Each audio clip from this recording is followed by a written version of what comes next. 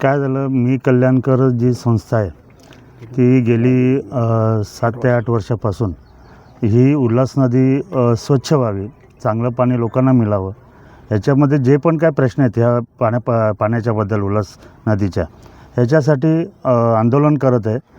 आणि प्रत्येक वेळेला त्यांचं आंदोलन असं असतं की प्रशासनाचं, पब्लिकचं सगळं लक्ष वेधून घेणं, म्हणजे ते एवढा त्रास घेत असतात.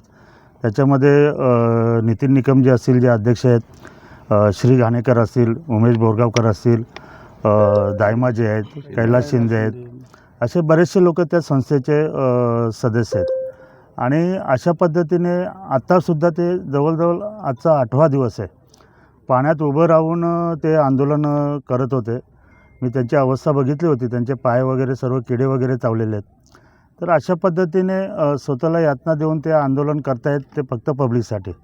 आणि मग ह्याची दखल श्रीकांत शिंदे यांनी घेऊन काल त्यांनी हे केलं की बाबा तुम्ही जे आंदोलन करतात त्यांची भेट घ्या, त्यांचे नेमके प्रश्न आहेत ते आपण बैठक घेऊया 3 वाजता. आणि ती बैठक झाली.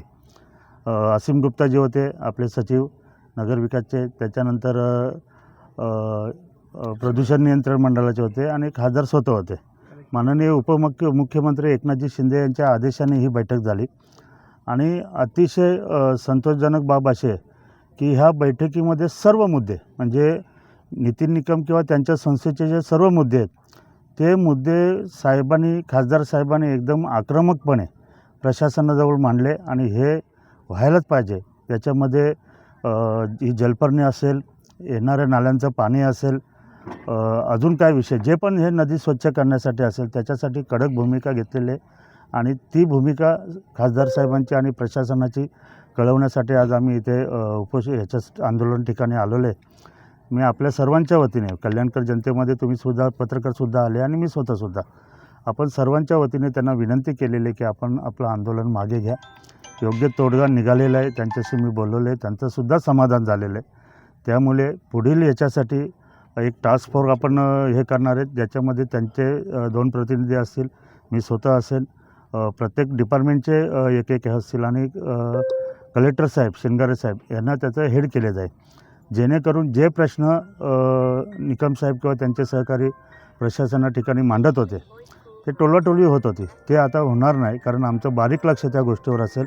आणि जे त्यांचं स्वप्न आहे, त्यांचं स्वप्न म्हणजे कल्याणच्या पूर्ण जनतेचं स्वप्न जे आहे, कल्याण डोंबिवलीच्या, की आम्हाला स्वच्छ पाणी मिळावं, ते मला तरी वाटतं पूर्णतः येण्याची शक्यता आहे बऱ्याचशा प्रमाणामध्ये.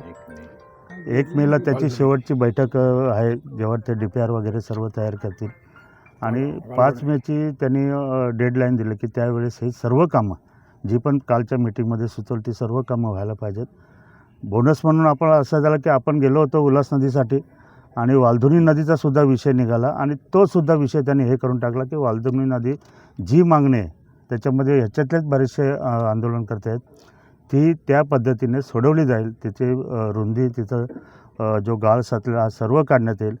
ह्याचा फरक असा पडला निकम यांच्या आंदोलनाने की फक्त कल्याण डोंबिवली किंवा उल्हासनगरची उल्हास नदी नाही, तर संपूर्ण महाराष्ट्रामध्ये हा पायंडा आता पडण्याची शक्यता आहे. कारण तशा पद्धतीची काल तिथे बोलणी झाली होती. आणि जलपर्णी लवकरच मला वाटतं 1-15 दिवसामध्ये काढायला सुरुवात होईल. बाकीच्या गोष्टींचं DPR बनवून आम्हाला 1 किंवा 2 मेला सादर केला जाईल. त्याच्यातल्या काही सूचना वगैरे असतील किंवा काय असेल ते हे करून 5 जूनला अंतिम बैठक आहे, तोपर्यंत त्या DPRवर काम चालू झालेलं असेल. अशा पद्धतीने निकम यांच्या आणि त्यांच्या सहकार्याच्या आंदोलनामुळे कल्याण डोंबिवलीच्या जनतेला आता स्वच्छ पाणी मिळण्याची शक्यता फार जवळ वाटते आपल्याला. आणि त्यामुळे मी आपल्या सर्वांच्या वतीने या सर्व आंदोलनकर्त्यांचे, श्री नितीन निकम असतील, उमेश बोरगावकर असतील, श्री घाणेकर असतील, कैलास शिंदे असतील, दायमाजी असतील, आणि त्यांचे इतर सर्व सहकारी, या सर्वांचे मनापासून आभार मानतो.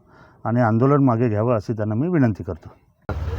मी कल्याणकर सामाजिक संस्था, उल्हास वालधुनी बिरादरी किंवा अनेक असे संघटना आहेत, किंवा आमच्या संस्थेतले पदाधिकारी आहेत, किंवा समजा आमचे कैलास शिंदे आहेत, उमेश बोरगावकर आहेत, घाणेकर सर आहेत, सुदाम गंगावणे, विनोद तिवारी, किरण सुने, अनेक लोक गेल्या 8-9 वर्षापासून आम्ही आमच्या या जिल्ह्यात ही जी उल्हास नदी जे प्यायला पाणी देते, हे आम्हाला शुद्ध पाणी मिळावं, याच्यातले जे नाले आहेत ते तातडीने बंद करावे, जलपर्णी काढावे, अशा अनेक विषयासंदर्भात आमची आंदोलनं सुरू होती.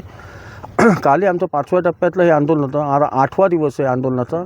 एकूण 5व्या टप्प्यातला हा 46वा दिवस आहे. 46 दिवस आजवर आम्ही या नदीपात्रावर आंदोलन केले. काल दुपारी 3 वाजता खासदार श्रीकांत शिंदे यांच्या पुढाकाराने MMRDAचे नगर विकासचे जे सचिव आहेत असीम गुप्ता सर यांच्या अध्यक्षतेखाली काल एक मीटिंग झाली. त्या मीटिंगमध्ये सर्वच म्हणजे MPCBचे जे अधिकारी असो, कलेक्टर असोत, CEO असोत, जिल्हा परिषद CEO असोत, कमिशनर असोत, सर्वच म्हणजे सर्वांनी मीटिंग घेतली व या मीटिंगमध्ये सांगितलं की जे जलपर्णी आहे एक विषयामध्ये असो. जलपर्णीचा जो विषय होता तर 10 मशीन हे भाडेतत्वावर घेणार आहेत आणि उल्हास नदी आणि वालदू नदीत नाही तर महाराष्ट्रातल्या सर्व नद्यांमध्ये या प्रदूषण मुक्त करण्यासाठी काल त्यांनी हे पाऊल उचललं आहे. त्याचा दुसरा तो विषय होता नाले बंद करण्याचा. तर नाले बंद करण्याच्या संदर्भात देखील त्यांनी आम्हाला एक डेडलाईन दिली आहे की इथं तातडीने काम सुरू STP प्लांट उभारले जाणार आहेत. व सगळ्यात महत्त्वाचं म्हणजे आजवर हे कामं न होण्यामागचं सगळ्यात प्रमुख कारण होतं तो म्हणजे निधी. परंतु काल खासदार श्रीकांत शिंदे साहेबांनी सिद्धेश कदम यांना MPCBचे जे आता सध्या अध्यक्ष आहेत त्यांना सांगितलं व त्यांनी संपूर्ण महाराष्ट्रातल्या जेवढ्याही ह्या प्रदूषणाचे ज्या नाले आहेत याच्यावर जो STPसाठी जो काही खर्च लागेल तो MPCB हा द्यायला पूर्णपणे तयार आहे. त्यामुळे काल एक चांगलं असं नद्यांच्या बाबतीत एक चांगला निर्णय काल झाला आहे. त्यानंतर आम्ही मागणी केली होती की ह्या उल्हास नदीसाठी एक स्पेशल टास्क फोर्सची नियुक्ती करण्यात यावी व ती सूचना आमची मान्य करण्यात आली आहे. त्याच्यानंतर जो मोहने बंधाराचा विषय होता की हा मोहने बंधारा हा 50-60 वर्ष जुना आहे, तो कधी फुटेल, एक नवीन बंधारा बांधण्यात यावा. तर त्या बंधाऱ्यासंदर्भात त्याच्याही आम्हाला पॉझिटिव्हली सांगितलेलं आहे की आपण तातडीने नवीन बंधारा बांधण्याचं काम सुरू करू. सगळ्यात महत्त्वाचं म्हणजे गेले 25-30 वर्ष जिथून आपण पाणी उचलतो तिथे मोठ्या प्रमाणावर खाली हा मल आहे, संडासचा मल आहे, गाळ आहे, सगळं मलमूत्र आहे. तर आम्ही त्यांना मागणी केली होती की या नदीचं शुद्धीकरण करणं हे गरजेचं आहे. तर तोही विषय झाला आहे की या काही मशीनद्वारे या नदीचं शुद्धीकरण करण्यात येणार आहे. बदलापूरपर्यंत काहीतरी साहेब शुद्धीकरण करणार आहेत ना, बदलापूरपर्यंत शुद्धीकरण करण्यात येणार आहे. त्याच्यानंतर काही जे टँकर्स आहेत की जे इथं रात्री येऊन अनेक वेळा या उल्हास नदीमध्ये टँकर सर्रासपणे केमिकल सोडतात. तर आम्ही काल त्या असीम गुप्ता मी VC होतो, ऑनलाईन होतो, तेव्हा त्यांच्याकडे ती देखील मागणी केली. आमच्या उमेश बोरगावकरने देखील ते तिथे हे केलं की याच्यापुढे जर असं कोणी टँकर पकडताना जर का कोणी केमिकल सोडताना जर भेटलेत तर त्यांच्यावर मोक्कासारखे असे गुन्हे दाखल करा.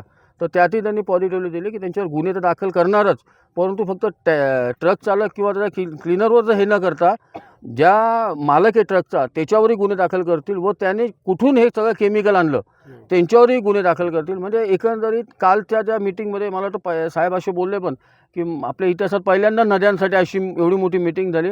याचं सगळं श्रेय मी या कल्याणकारातल्या या जनतेला देईल. आमचे सहकारी असो, पत्रकार मित्र असतो, या सर्वांनी केलेले पाठपुराव्यामुळे हे शक्य होते. आमची नजर आहे, आम्हाला 5 जून हे डेडलाईन दिले व अपेक्षा आहे की कल्याण डोंबिवली किंवा जिल्ह्यातल्या लोकांना आम्ही यापुढे पिण्यासाठी नक्कीच शुद्ध पाणी मिळेल.